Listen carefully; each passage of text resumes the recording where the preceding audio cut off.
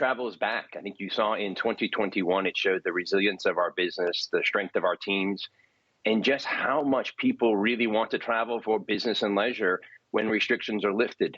That put our revenues up 46% year over year, our profit up to $534 million, very strong cash flow. We lowered our net debt, enabled us to reinstate our dividend too, and that's enabled us to focus on growth. We opened nearly 300 hotels last year, signed almost 450 hotels, and are making big investments in loyalty and in technology. We're launched a new brand, the Vignette Collection, and we're leaning into our sustainability agenda. So it was a great year in 2021, and people are traveling, and I'm really proud of our teams around the world.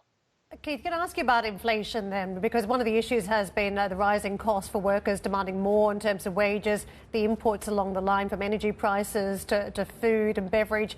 What are you witnessing at this point, and are your expectations that we're going to see a little bit more of that pricing pressure this year? Yeah, we're definitely seeing inflation around the world, and we're leveraging our scale through our procurement systems. We purchased this in the U.S. alone, about $1.3 billion. And against the basket of goods, we're able to lower our cost there by about 10%. We're also lowering the cost to build, finding more efficient materials, very focusing on our labor as well, too, making us more efficient. We're a business that prices its products every single day, whether it's rooms or food. So we have the ability to perform quite well in an inflationary environment. We expect to see that continue through this year and hopefully begin to normalize into 2023.